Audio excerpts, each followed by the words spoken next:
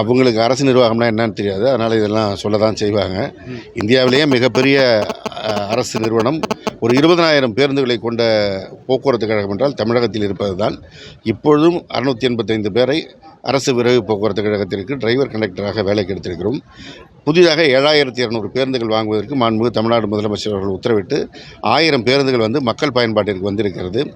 இந்த மாதத்தில் இன்றைக்கு மாண்புமிகு தமிழ்நாடு முதலமைச்சர் அவர்கள் சேலம் பக்கத்தில் தருமபுரியில் கலந்து கொள்கின்ற நிகழ்ச்சியில் ஒரு 20 புதிய பேருந்துகளை மக்கள் பயன்பாட்டுக்கு கொண்டு வர இருக்கிறார்கள். அதற்கு பிறகு படிப்படியாக ஒரு 300 பேருந்துகள் இந்த ஒரு வாரத்தில் தமிழ்நாடு முழுவதும் மக்கள் பயன்பாட்டிற்கு வர இருக்கிறது. மீதி பேருந்துகள் தயாரிப்பு அங்கே அந்த நிறுவனத்திலிருந்து வர மக்கள் பயன்பாட்டிற்கு வர இருக்கிறது. ஒரு 7,200 பேருந்துகளை வாங்கிவிட்டு இப்போ புதிய பணியாளர்களை வேலைக்கு எடுத்துவிட்டு எப்படி தனியார் மயமாக்க முடியும் என்பதுதான் முக்கியமான கேள்வி. எனவே அவர்களுக்கு அரசு நிர்வாகம் அரசியல் தெரியாமல் பேசுகிறார்கள். இந்த இலவசம் கொடுத்த காரணத்தினால்தான் போக்குவரத்துறை இன்றைக்கு உயிர் பெற்றிருக்கிறது.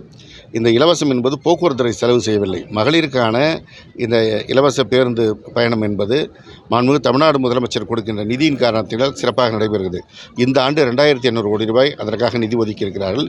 அந்த நிதி வருகின்ற காரணத்தினால்தான் போக்குவரத்துறையில் இருக்கின்ற ஊழியர்கள் முதல் தேதி சம்பளம் பெறுகிறார்கள்.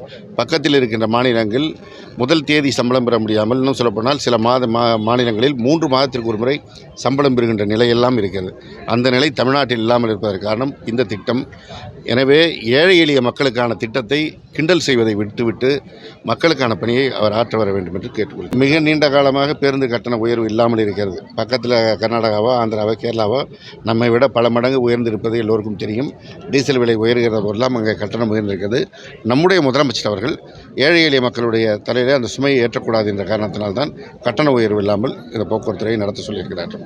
நடைபெற்று முடிந்த விக்கிரவாண்டி இடைத்தேர்தலில் ஒரு மிகப்பெரிய வெற்றியை திராவிட முன்னேற்ற கழகம் பெறும். மிக குறிப்பாக மாண்புமிகு தமிழ்நாடு முதலமைச்சர் அவருடைய மக்கள் நல திட்டங்களான மகளிருக்கான கலைஞர் உரிமை தொகை திட்டம், மகளிருக்கான விடியல் பயண திட்டம் போன்றவை மிகப்பெரிய வரவேற்பை பெற்றிருப்பதை களத்தில் வாக்கு கேட்டு சென்றபோது நாங்கள் சந்தித்தோம். அதேபோல் அடுத்த தலைமுறையை கல்விமயப்படுத்துவதற்காக புதுமை பெண் திட்டம், தமிழ் புதல்வன் திட்டம் ஆகியவை மாண்புமிகு முதலமைச்சர் அவர்கள் கொண்டு வந்திருப்பதனுடைய தாக்கமும் இளைஞரிடத்தில் இருக்கிறது. எனவே திராவிட முன்னேற்ற கழகத்தின் வேட்பாளர் அன்பு சகோதரர் அன்னியூர் சிவா அவர்கள் நம்முடைய மாண்புமிகு தமிழ்நாடு முதலமைச்சர் அவர்கள் தலைமையிலான இந்த கூட்டணியின் சார்பாக ஒரு மிகப்பெரிய வெற்றியை பெறுவார். அரசு விரைவு போக்குவரத்து கழகத்திற்கு இப்பொழுது 200 புதிய பேருந்துகள் வாங்கப்பட்டிருக்கிறது. அந்த புதிய பேருந்துகள் ஆம்னி பேருந்துகளில் மக்கள் பெறுகின்ற வசதியை பெற வேண்டும் என்பதற்காக கூடுதல் வசதி செய்யப்பட்டிருக்கிறது.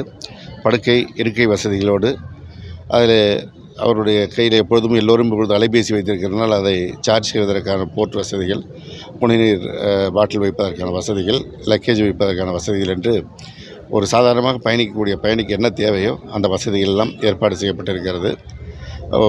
புதிய மாற்றத்தோடு அந்த பேருந்துகள் வந்திருக்கின்ற காரணத்தினால் மக்கள் சிறப்பான முறையில் பயனடைவதற்கு வாய்ப்பு.